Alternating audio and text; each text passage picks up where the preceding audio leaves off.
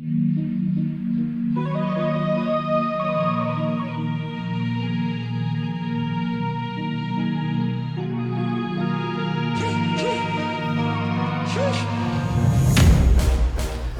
Roethlisberger's final game in the NFL. It's not a question of if, it's a question of can the Steelers sort of keep this a good game?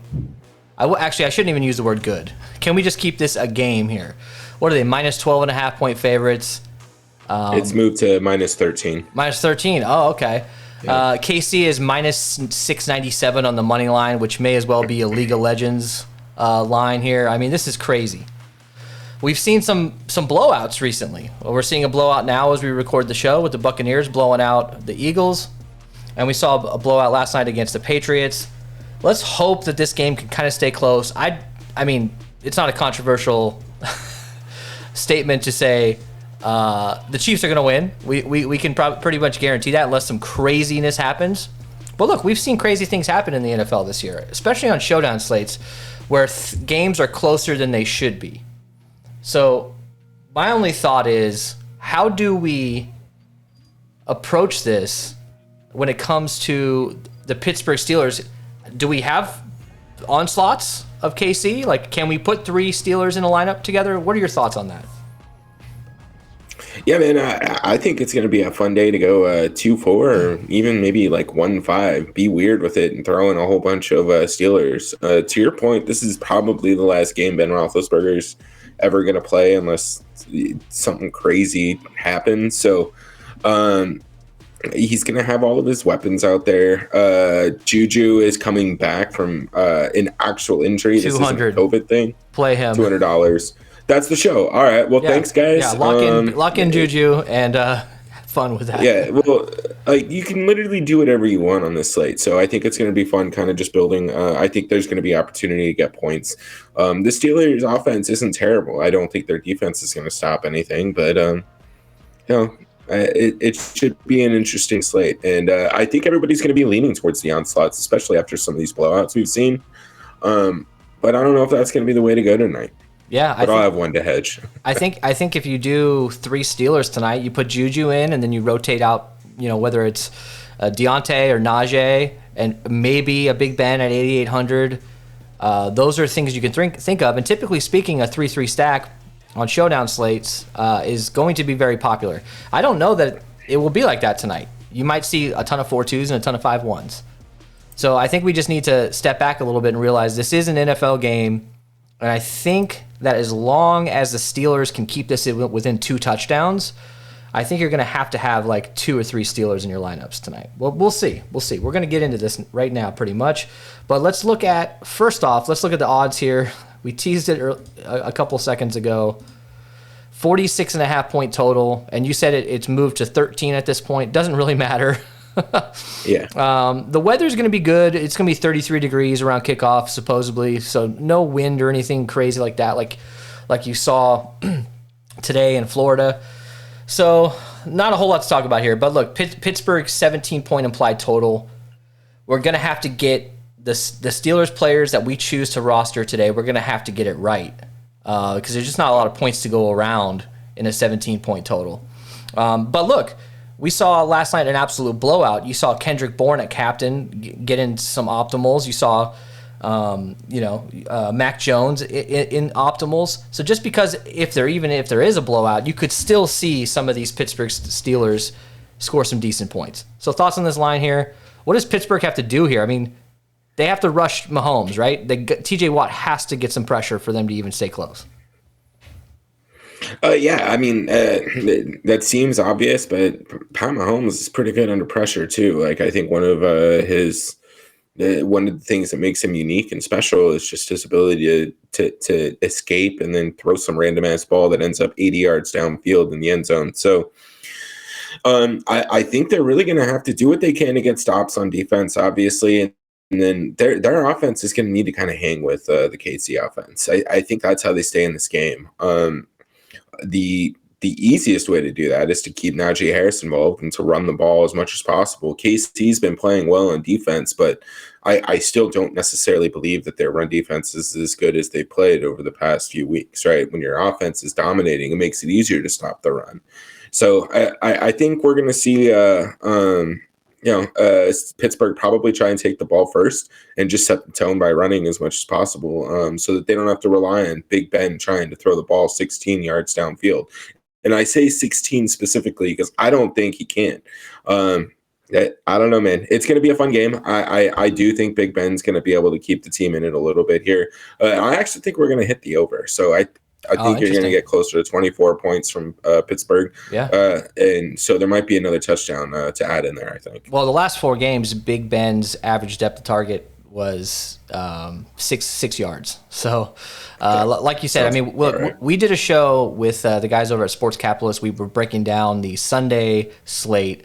And on that show, we talked a little bit about Najee Harris. I was against Najee Harris playing on the main slate. There were so many other options.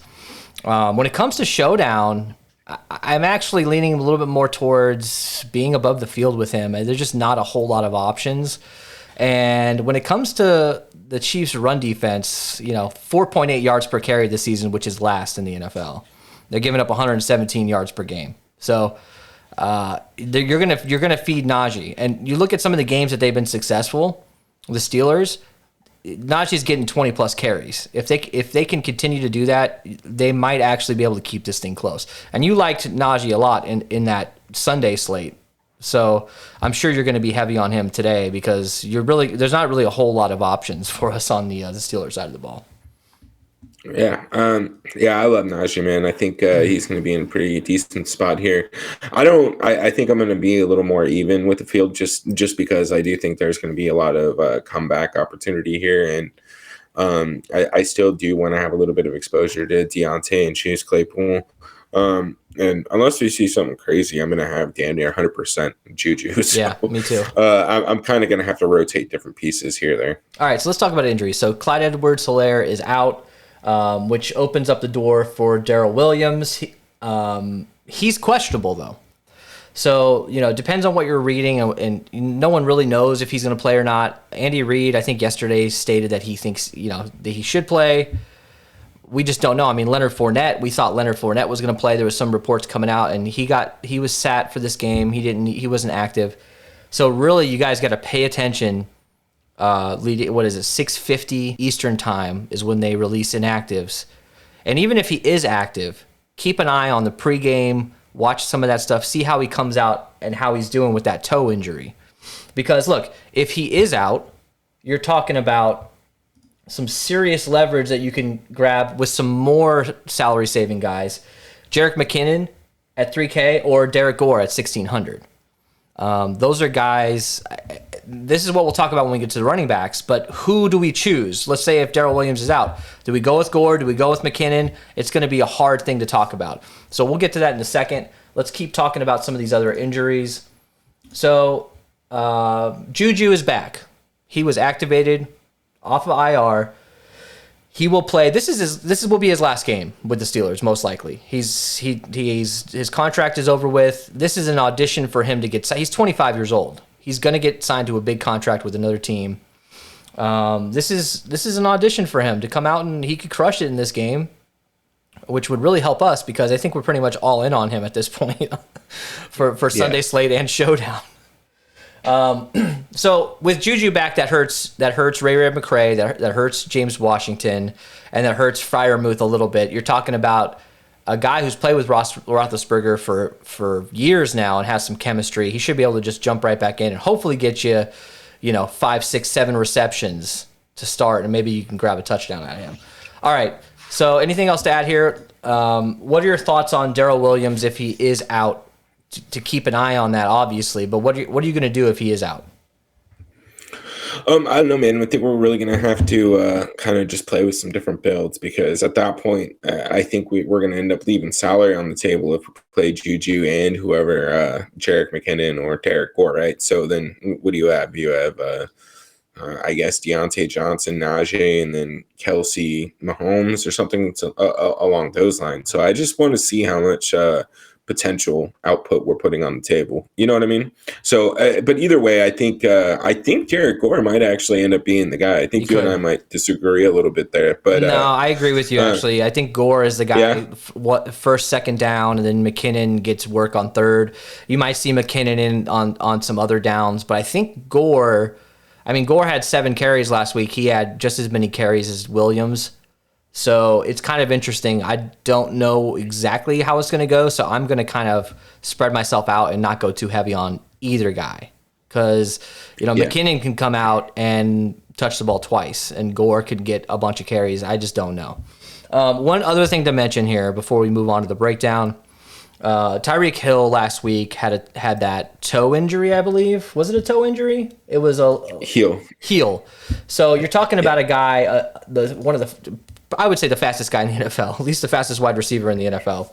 And he's going to be, if he's not 100%, you might not want to spend up and put all your money, put all your eggs in one basket with him.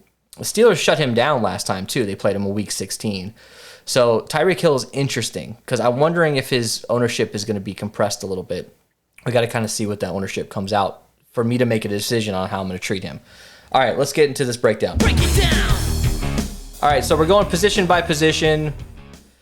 Throw us a like, guys. We appreciate it. We want to hit 500 subscribers ASAP. Help us out. Hit that subscribe button. We're doing a collab show tomorrow on our channel with the guys over at Sports Capitalist, Adam and Dom.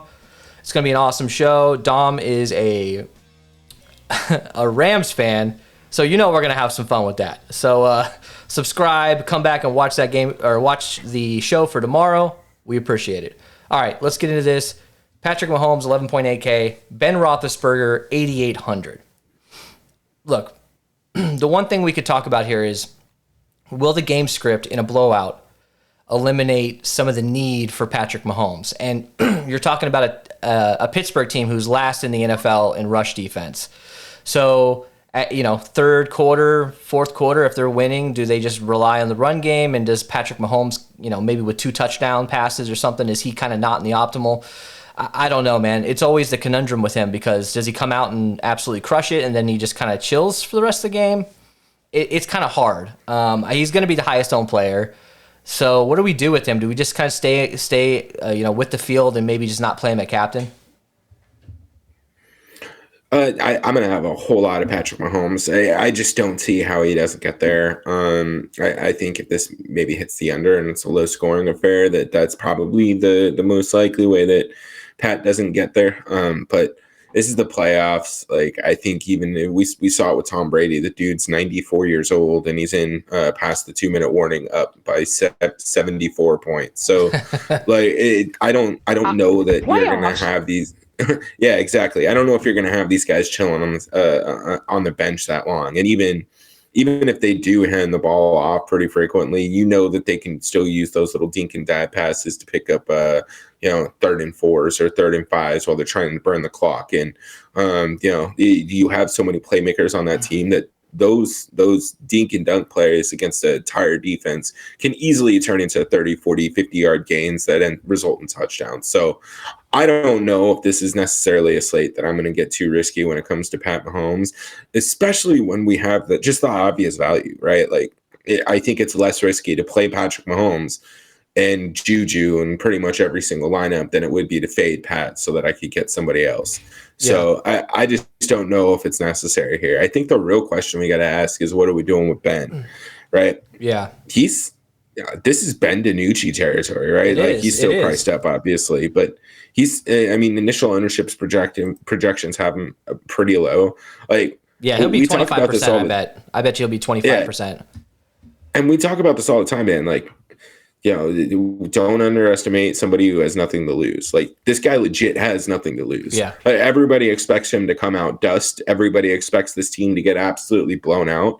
But they do. This team is not that far removed from starting 11-0, right? They sucked down the stretch. They fell apart. Yeah. This is last year. This isn't necessarily a bad team. And they've added a running back. So stud. And exactly. And so the other thing is I don't know if anybody remembers last year, Ben Roethlisberger threw for 450 yards in the playoffs. So Get with like 4 or 5 touchdowns or some shit like that, right? So don't sleep on this team. I think 8,800 is just an unreasonable price for a quarterback in the playoffs, unless maybe you're Jalen Hurts. But he has too many weapons to kind of sleep on this. If you gave me Jalen Hurts with the same guys that they have back there, I'd be playing Jalen Hurts at 8,800. Like, I don't give a shit. Whoever the face is, I think I'm going to have probably double the field. Like, you don't even have to go that high, right? If he's 25, 30%, even 35 or 40, right? Gets a 40, 50, 60% ownership, and you should be good. But 8,800, I mean, you get Ben Roethlisberger and Juju for $9,000. Yeah, like, it's crazy. You can do whatever you want with these lineups. Absolutely. And with Big Ben, I mean, it would not be a surprise to me if he came out and was successful against the secondary. Additionally, if they can establish the run with Najee Harris, he's going to be successful in the pass with some play action, and it's going to open up the doors for him to actually do the dink and dunk all day, whatever it is, as long as he's completing passes and moving the chains. I think that Ben Roethlisberger at 8,800 and a median projection of where he's at, around 13, 14, 15 points, depending on what site you're looking at. I think the floor for him is very consistent, and anybody around him, salary-wise, you could probably, for cash, I like Ben Roethlisberger for cash at 8,800. I just do, as well as Patrick Mahomes.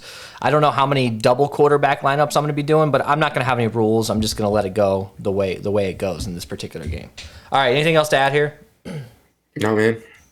All right, so let's start with the Kansas City running backs here. All right, so like we talked about in the intro, if you guys are just joining us, if you're skipping around, or if you're watching the premiere, Darrell Williams is questionable, and no one really knows if he's going to play or not. So keep an eye on that. If he does play, I love him in this game.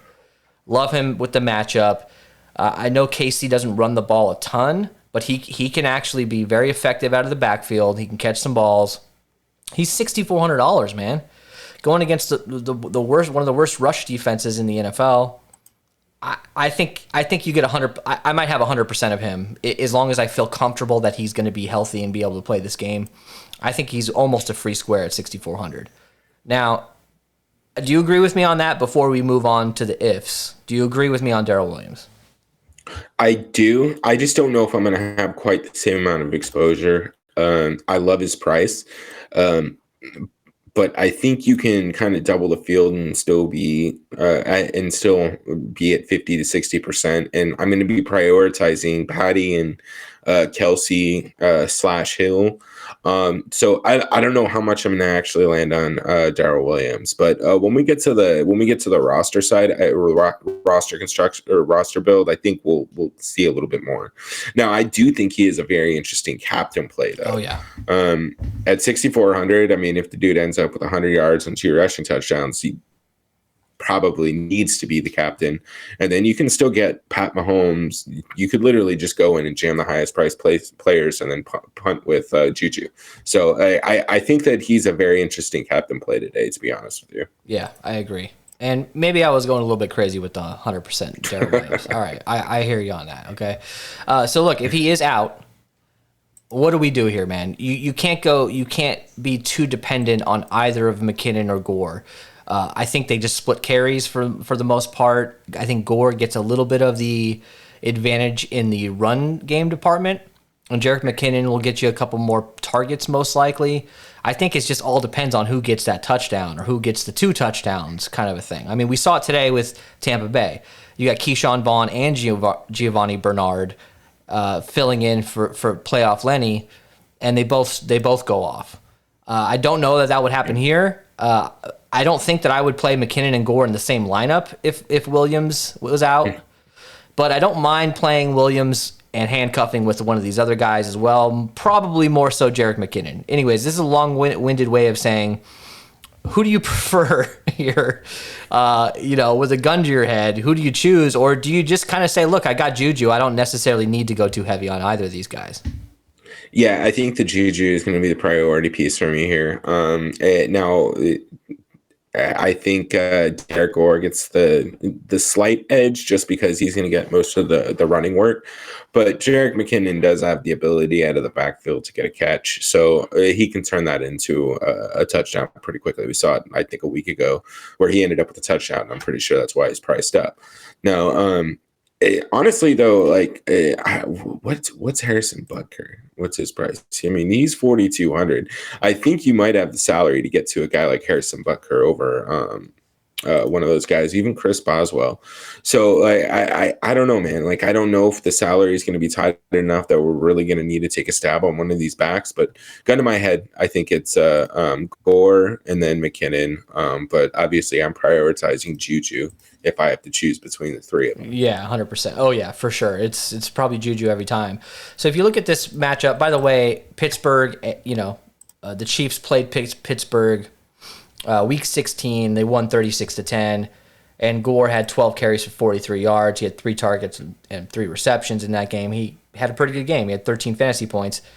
And the previous game he played, he had almost 17 fantasy points. So if you give him the opportunity, he can pay off. We just need to decide, do we think he's going to be the guy? And I think actually you're right. I think that Derek Gore probably is the guy if Darrell Williams is out. And if Darrell Williams plays, I love him. All right, that's enough of that. Let's go over to the other side. Really nothing to talk about here. I mean, you're talking about Najee Harris or bust. Benny Snell Jr. is 2,600. I don't want to play him. I don't want to play any of these other guys underneath them. Najee Harris at 9,800. That's a low price for him, man. They priced him down. As long as he can get the ball, more than 20 times, you see a lot of green there when he gets the ball over 20 times.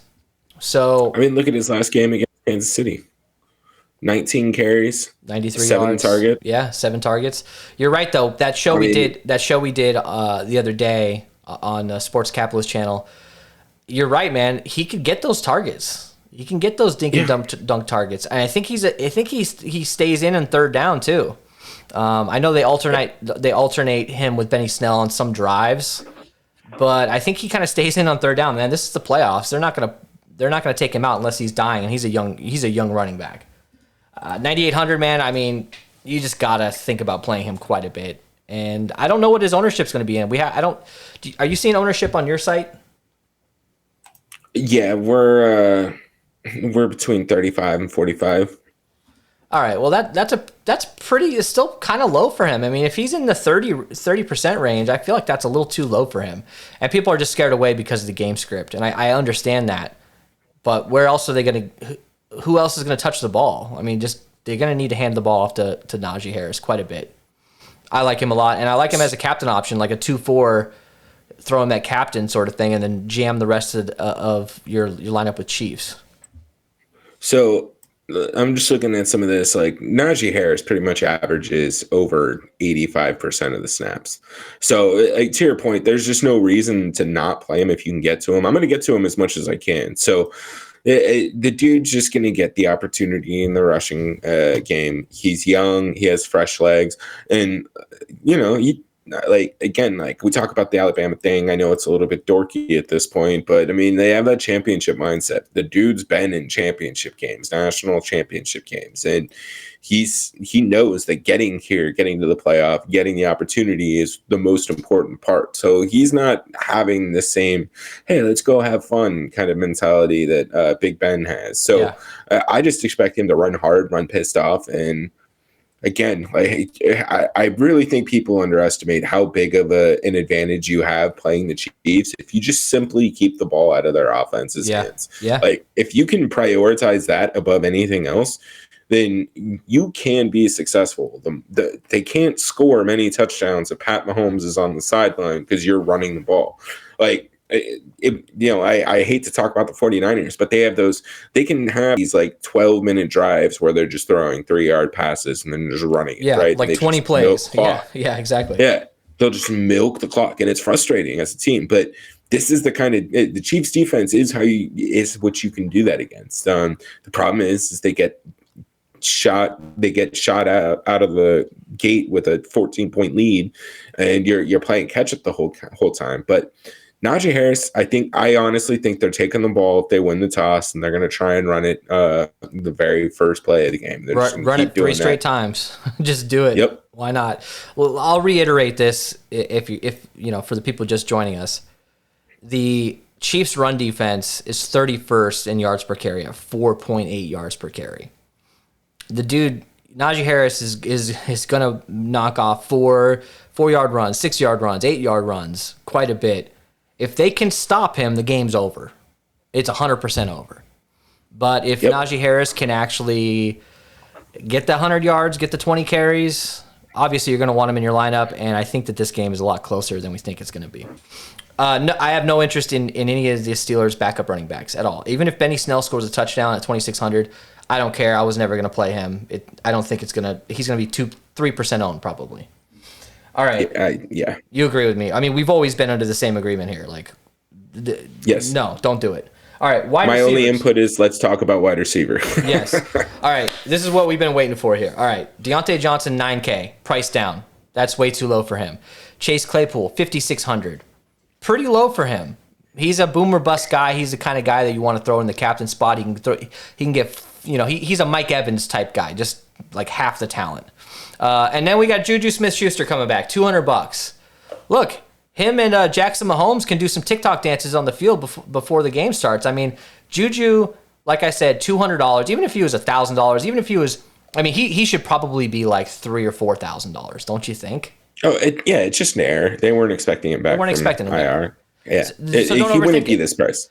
How can you equate this to the NBA? I mean, because sometimes the NBA, the way you play NBA DFS, it really helps me when it comes to showdown with NFL because you just can't overthink it sometimes. I know there's a lot more variance, but a backup center at min priced is who's going to get 20% usage or something at min price. You just play him.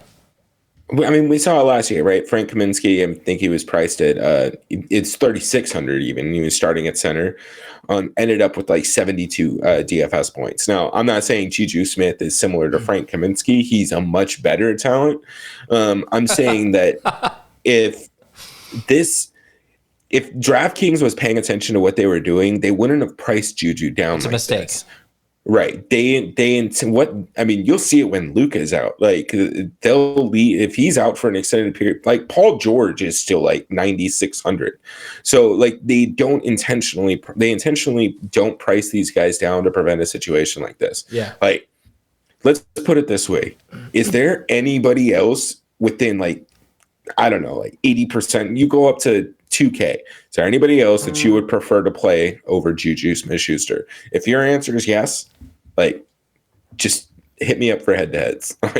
Yeah, I agree. I mean, you're talking about guys like Noah Gray, Marcus Kemp, Kalen Ballage, Josh Gordon, Blake Bell at 1,000. Those are the only guys that are priced in this range.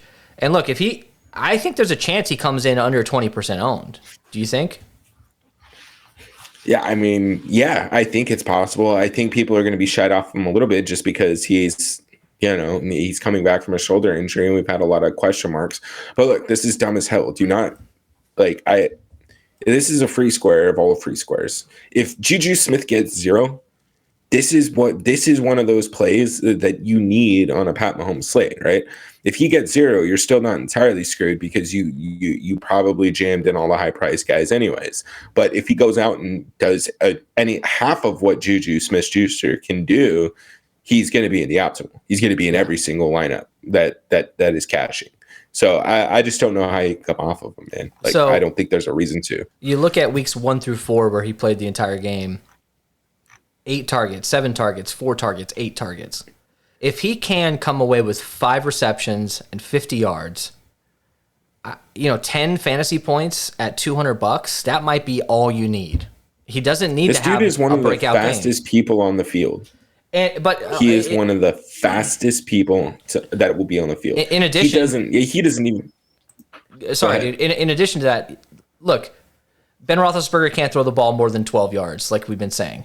He's the guy who benefits from that because he can take a 12-yard slant and turn it into something a lot bigger.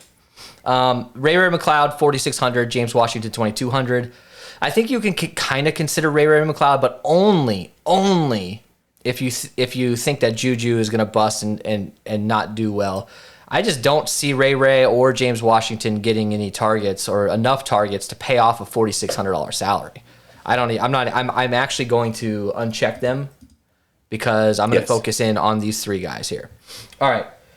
So now let's go to the other side. This is always a conundrum here. All right. So Tyreek Hill, 11K. Obviously, when he's on, he's probably the best wide receiver in the NFL. But he's been boom or bust lately. 11K, I think you just got to stick with the field with him. You throw him in at captain quite a bit, just in case if he goes off. And if you choose to kind of go under the field with him, make sure you have a lot of him at captain. And Ellie, I'll get your opinion on this in a second. But you've got the law firm of Pringle, Hardman, and Robinson here. And it's impossible to figure this out most of the time because we thought Pringle was more of that number 2 guy. We've seen Hardman kind of come on, and every once in a while you'll get a DeMarcus Robinson touchdown to ruin a slate. The one interesting thing with Hardman at 6,200, he's been lining up in the backfield a little bit. Last week we saw him out of the backfield. The previous week he had a really good game. Last week 22 fantasy points against Denver, and then against Pittsburgh he had a touchdown in that game. So I honestly think this is a very weird rule, but I almost want to make a rule to put one of these guys in my lineups almost because that one of them has to do something, right? Yeah, maybe. Look, dude, just because of the Juju Smith-Schuster thing, I really don't know how much more risk we need to jam into here, and I think we might be comfortable kind of just fading all of this position other than Tyreek Hill. I think there's enough savings to just get Pat, Tyreek, Pat, Kelsey, and then really just do what you want from there. And even then, at 6,200 for McCole Hardman, I get that he's a decent leverage play. He does have the opportunity to break something out. He's fairly low owned, but for the majority of my lineups that's sitting in that salary range, I think I would choose Darrell Williams kind of over him. So that's really where my stance is. And then even with Byron Pringle and DeMarcus Robinson, especially D-Rob, I'll probably take the savings and go with Harris and Butker. They are favorited, so they're going to be more likely to take points when given the position to do so. So I think that's kind of the ideal choice for me over those two. And then I don't know, man. I like Byron Pringle at 4,800. I just don't know that he's priced correctly for me. If he was a little bit cheaper, maybe. But I think we have the savings to not get too caught up in this discussion here and really just not risk it. I guess my point here is don't forget about Pringle, Hardman, Robinson. Because they always 100%. Find a way to fuck everything up for everybody. And I always forget about him because look at this, 4,400, 6,200, 4,800. That's kind of where my eyes gloss over in that pricing range. And look, one thing I am interested in is if Darrell Williams is out, Mecole Hardman is an interesting pivot only because I think that Mecole Hardman might see some trick plays and might line up in the backfield a little bit more in a playoff game like this. So just keep an eye on those guys. Tyreek Hill, Ellie, quickly tell me about Tyreek Hill because I didn't really get to ask you about him.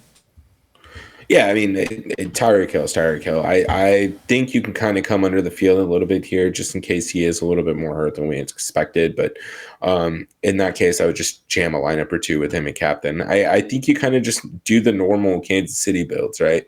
I'm going to be prioritizing Kelsey probably at captain and then kind of jamming in maybe I'll have a little bit of Pat Mahomes and then Tyreek Hill. I think it's going to be the other way to go. But outside of that, I don't know how much I'm going to get him at the flex. I think Kelsey's just too nicely priced. So I'll be prioritizing him a little bit more. But Tyreek Hill's Tyreek Hill. He can score 2 touchdowns and have 180 yards without blinking. So you need to have your exposure to him. Stay with the field, probably. The great thing about having Juju at $200 is if you wanted to, you don't have to punt at captain, and you could still get Patty Mahomes, Tyreek Hill, and Kelsey in a lineup together. And you don't have to go all the way down to some random captain. You can, especially if you throw in Darrell Williams if he plays, that's a nice 4-2 stack there. All right, let's move on. We're fucking around too much here. So tight end, Travis Kelce 9,400. This guy should never be under 10K, and he is. Great captain option. Don't overthink it. He's the kind of guy, along with Hill, that you got to get some exposure at captain. I like Kelce a little bit more in this matchup, just me personally. But where do you fall on this? Do you agree with me? Yeah, I love Travis Kelce in this matchup. I mean, Captain. he's just, at 9,400. I mean, I love him. He's going to be my highest owned captain. He's going to be my highest owned player. Yeah. Besides Juju. Well, yeah, besides Juju. All right. So Pittsburgh, Pat Freiermuth, 5,400. Zach Gentry, 2K. Freiermuth might be one of these guys that's completely forgotten about. He might be under 20% owned, which I get because Juju is coming back. But Freiermuth is the kind of guy that can score you 2 touchdowns. He hasn't been doing absolutely great lately. But in a game like this, if he gets you 11 fantasy points from the Steelers, he might be needed. And you look at his floor here, man. Look at this floor.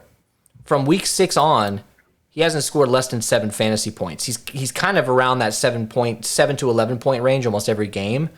So I think just don't sleep on him. If you're doing 150 lineups, maybe be a little bit above the field because I think people are going to forget about him. And no reason to play Zach Gentry. Even if he does come out and score a touchdown at 2K, I'm not going to mess with him. Freiermuth, thoughts on Freiermuth?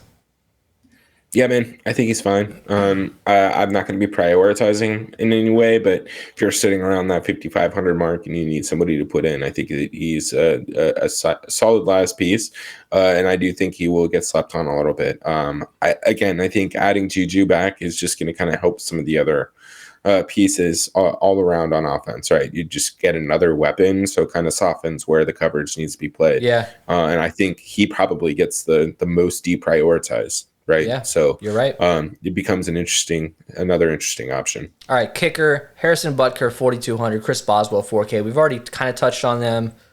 Any interest more than usual in these kickers? Yeah, I like Butker. Not more than usual, but I think you're fine being with the field. It's likely one of these kickers will be in. Just especially Butker is going to have the opportunity to probably get more extra points. But again, I think that they're going to be more likely to take points when in field goal range as opposed to going for it. Whereas the Steelers are likely going to have to go for it here and there. So you might miss out on a couple kicks opportunities from Boswell. Yeah, agreed. I think Butker gets a little bit of an advantage. Boswell, you might not see any opportunities for him in this game. You just might not. So defense. All right, so Chiefs defense 5K. I think this is obviously an option. Going against Big Ben, going against an offense that's not very good. I don't know, man. I'm just not liking the defenses in this game. I agree with you with the over. I think that I might avoid defenses altogether. I'm not suggesting that you should do that, but I got to make a stand. I can't just have be with the field on every single position. I'm probably going to take a stand and just kind of not have defenses in this game. Am I crazy for that? No, I don't think you are. I think the Chiefs are priced a little bit higher than I would like them to be. I get it's the playoffs. They played well recently, but the Steelers do have a lot of weapons. It's a playoff game. I don't know. I just don't. They need a touchdown at 5K, I think, to really pay off where they're at. And I just have better plays that I'm more comfortable with. I'd still rather just play Juju. I don't know. I don't know, man. This is the Juju episode, I guess. Well, look, just to reiterate, defenses, what they need to actually do to pay off. I mean, what did the Buccaneers only had 9 fantasy points today, and they dominated that game. Yep. They dominated. You got to have turnovers. You got to have touchdowns. So just because the Chiefs might win 35 to 17 or 35 to 10 doesn't mean that their defense is going to pay off at 5K.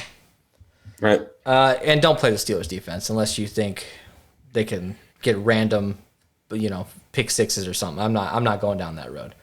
Yeah. If you're playing the Steelers defense, again, just feel free to send me a head-to-head.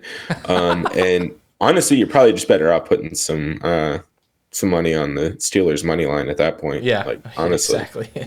All right, so we're going to our fades here. Ellie, you're not really interested in Kansas City's defense because I think they will be a little bit higher owned than they should be, just because of the matchup. And me personally, I probably want to keep it to max 3 Steelers, but I will have a few like 2-4s or maybe even 4-2 Steelers, lineups. But typically speaking, I'm not going out of my way to put 4 Steelers in my lineup, and that's not crazy to say. But 3 Steelers, I kind of like that, and I do like having like at least a couple lineups with 3 Steelers. All right, let's do our captain option here. This is our crown their ass segment. Now, if you want to crown them, then crown their ass. It's our favorite captain option for tournaments. Ellie, you're going Kelsey. I'm going Williams if he plays. I mean, there's nothing really to talk about here. Kelsey, obviously a good option at captain, and for whatever reason, he's usually like the 4th or 5th highest owned captain. And I think that's just too low. He should always be in the top 3. And with Darrell Williams, the matchup and just the opportunity of the game script, right? I mean, we all figure that in the 4th quarter, the Chiefs are going to have this game in hand, and they're going to hand the ball off to end the game. If that's the case, which we think it probably will be, I like Williams to just keep pounding the ball, get an early touchdown, maybe a couple receptions, and then just if you have a guy at captain who's running the clock out, man, you just catapult up the rankings at the end of the game there. All right, let's go to our lineup build here. Let's pull it up. All right, let's build some lineups, dude. So let's look at what the optimal is as of now. So Darrell Williams captain, Juju, Juju with Deontay. You got Kelsey, Harris, and Mahomes. You know what's really interesting is I was sitting around a few hours ago and I built this exact same lineup on my phone just through the DraftKings app because I was kind of playing around. This is a nice lineup. I really like it. Yeah. Juju with the value, Deontay with the receptions, and Najee Harris with maybe a goal line touchdown and 100 yards rushing. And then you, of course, got Mahomes and Kelsey and Williams. That's already saved. It's nice. It's not bad. But let's do, look, because we have Juju, let's do a Patty Mahomes captain this time around. We typically don't choose like the really popular quarterback to throw a captain, but let's try it. All right, so let's put in Patty Mahomes. Let's immediately go for Juju at $200. And now the decision is Kelsey or Tyreek. Kelsey. All right, we're going Kelsey. He's $1,600 cheaper. Does help out. Now, do you want to go with Najee Harris or Deontay? I think we need to go with Najee Harris. Now we got 12.9K left for 2 spots. I think we go Darrell Williams. Love it. 6,500. So where does that put us on? There's a big gap between Ben Roethlisberger at 8,800. You guys are going to see, and 6,400 Darrell Williams. It's a huge gap. So you kind of at this point you're kind of stuck with Hardman, Claypool, Freiermuth. I actually don't mind Hardman for this lineup because then you're running a 4-2. If we start adding too many other pass catchers from Pittsburgh, we need to find a way to probably get Big Ben. So I really like this kind of 4-2 with Juju and Najee, the running backs. Yeah, I totally agree with that.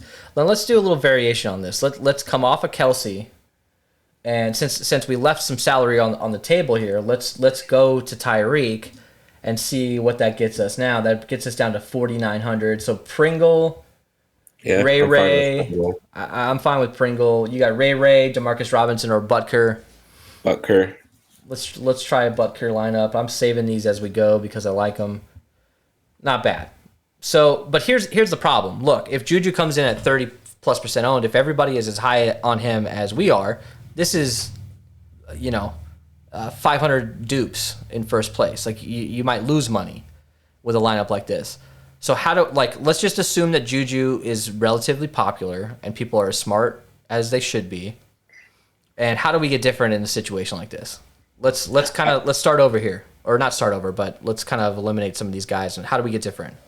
So don't fight me, but we're gonna get a little crazy here. So this is a perfect opportunity to run a blowout game script. So we're gonna leave Pat Mahomes a captain. We're gonna leave Juju. We're gonna get rid of Tyreek Hill. Okay.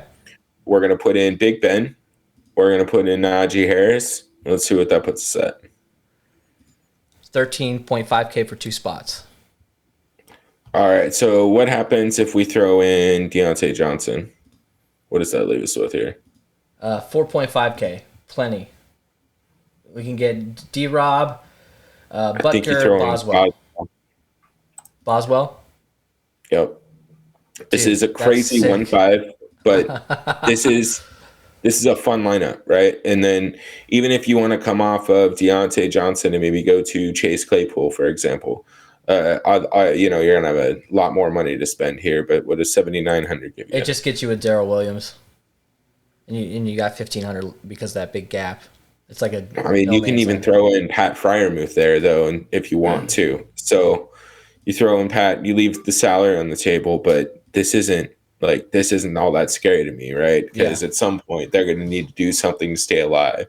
So if this game script ends up like 47 to 32, then Pat Mahomes probably threw for 450 and 4 touchdowns, and then Big Ben just dumping the ball off to all these guys. This is a crazy asshole lineup, but this could work to be different. Yeah, I like it, dude. It's interesting.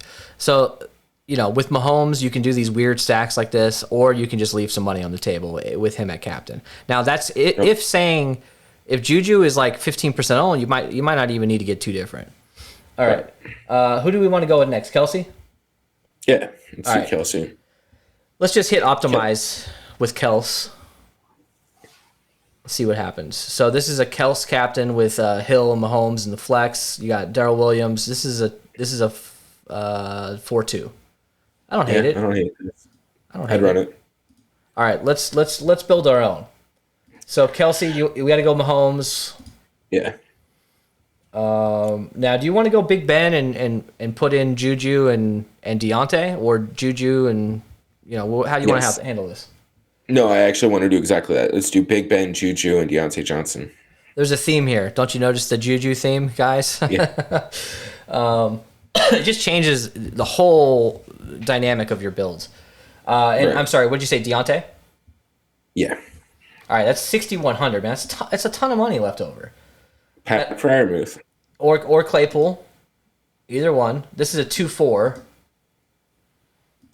Or you want to get crazy and do Chiefs defense, you could do that. So go back to Claypool. Can you come off of Johnson and get up to Najee Harris, or is that too much? I don't think we have it's too enough. much. Almost though. We're $300 off. That was close. It's funny. DraftKings knows what they're doing with this kind of stuff, because you're always so close to getting that guy you want, and then they have a $200 Juju, which. All right. Where do we go from here? Do you want to try something crazy? Do you want to move on to another captain? Here, throw in Darrell Williams. All right, there's Darrell Williams. 8,700, Jesus. You could come off of Big Ben and go to Najee. Yeah, do that. Let's see what happens. That gets us 7,700. So we're still jumping down to that $6,400 range. So Mecole Hardman, I don't hate that. This is a 4-2. I actually like that. Mahomes, Kelsey, Williams, Hardman, Juju, and Najee. It's not bad.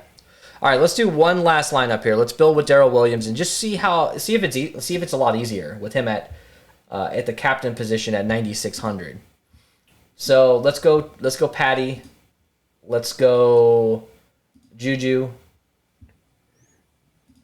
And do you want to go Najee or Deontay, or do you want to go Kelsey or Hill? We should go Hill once. We haven't done Hill. I was going to suggest Hill. Yeah, we gotta get Hill. Just because we're not putting Hill in doesn't mean we don't like him. You remember to play him.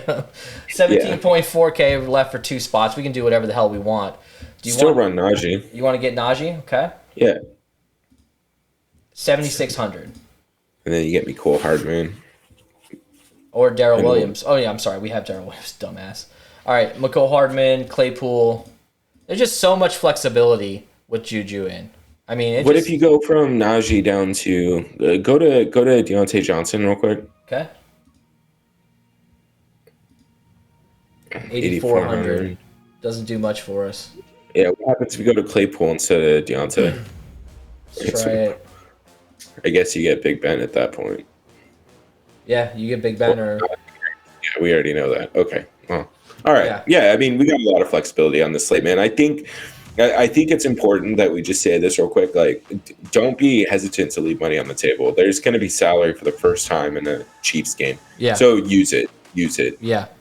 I like the double stack of Kelsey and Mahomes, or I'm sorry, and Hill potentially, because you have the options to do that. And don't be afraid if we get close to lock and you start to see that Juju is like too low owned. Don't be afraid to just go chalky at captain. Like, there's really no reason to worry about it. The reason why I don't want to put Mahomes usually in the captain is because 30% of the field has him at captain. But he's the obvious best choice. You know what I mean? So what are your thoughts, just as we wrap this up here? What can you tell the audience when you're building today? What are some of the rules, or what are some of the things you're going to be thinking about when you're building today?